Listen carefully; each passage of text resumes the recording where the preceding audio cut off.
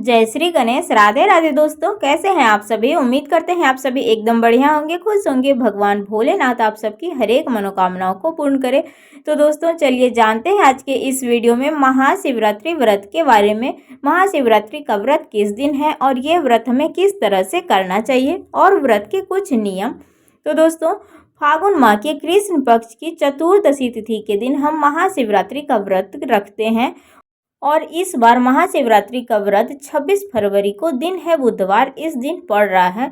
तो आप महाशिवरात्रि का व्रत 26 तारीख को रख सकते हैं। और अगर पूरे साल हम इनकी पूजा अर्चना अगर नहीं कर सकते हैं तो आप एक दिन भगवान भोलेनाथ महाशिवरात्रि का व्रत आप जरूर रख लीजिए। इससे हमें पूरे साल के किए गए पूजा पाठ का पुण्य हमें प्राप्त होता है।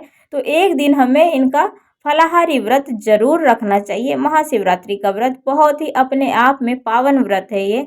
और भगवान भोलेनाथ की पूजा अर्चना अगर भक्ति भाव से की जाए तो वह अपने भक्त के हर एक मनोकामनाओं की इच्छा पूरी करते हैं। और दोस्तों जो भी कोई मासिक शिवरात्रि का व्रत अगर उठाना चाहता हो तो इसी दिन से आप इस व्रत को उठा सकते हैं पूरे एक साल के लिए।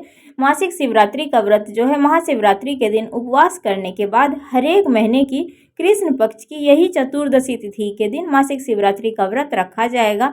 जिस प्रकार से आप इस दिन रख रहे हैं इसी प्रकार हर एक महीने में शिवरात्रि का व्रत फलाहारी ही रखें।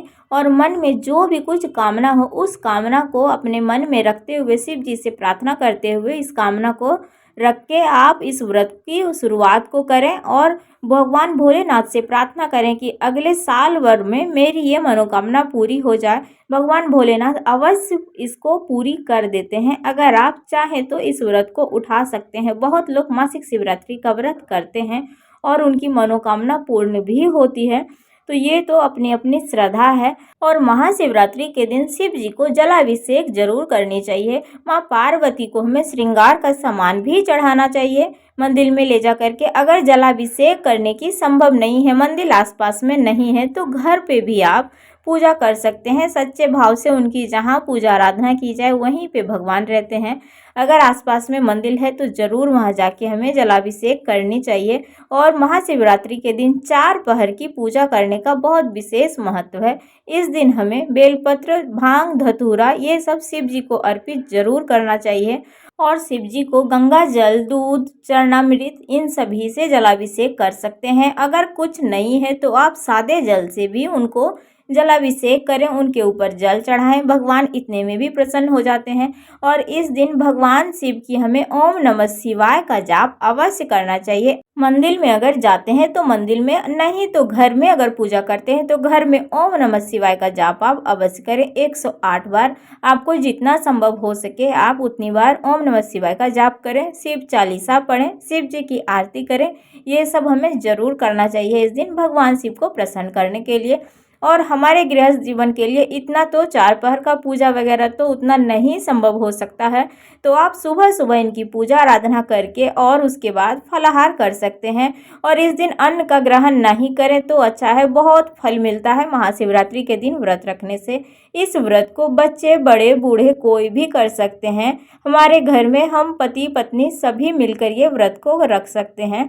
और अगर 24 घंटे फलाहारी पे रहने में अगर दिक्कत हो रही हो, जैसे अगर बच्चे करते हैं तो वो अगर फलाहार पूरे 24 घंटे नहीं रह सकते तो रात में उनको कुछ मीठा खिला दे, मीठा भोजन। इससे भी महाशिवरात्रि का व्रत तो नहीं, ये चतुर्दशी का व्रत कहलाएगा। अगर रात में कोई मीठा भोजन ग्रहण करता है जैसे कि हलवा वगैरह या मीठे में कुछ भी, नमक का सेवन नहीं करना है, तो ये चतुर्दशी का व्रत कहलाता है। और चतुर्दशी का भी व्रत करने से बहुत ही पुण्य मिलता है। तो अगर आप पूरे 24 घंटे फलाहार रह सकते हैं ये तो बहुत ही उत्तम बात होगा। तो दोस्तों शिवरात्रि का ये सब कुछ छोटी मोटी सी जानकारियां हैं हमारे गृहस्थ जीवन के लिए। इन सभी बातों का अगर पालन करके हम व्रत रखते हैं तो हमें बहुत पुण्य मिलता है। ऐसे नियम तो बहुत है पूजा पाठ करने का, रात्रि में जागरण करने का, लेकिन उतना तो हम नहीं कर सकते हैं। अगर रात्रि में शिव जी का विवाह वगैरह देखने के लिए जाएं मंदिर वगैरह में तो फिर रात में जागरण हो जाता है। घर में रहने से तो जागरण नहीं हो सकता है, लेकिन फिर भी इनका उपवास रखने से भी हमें कुछ तो पुण्य फल की प्राप्ति मिलेगी।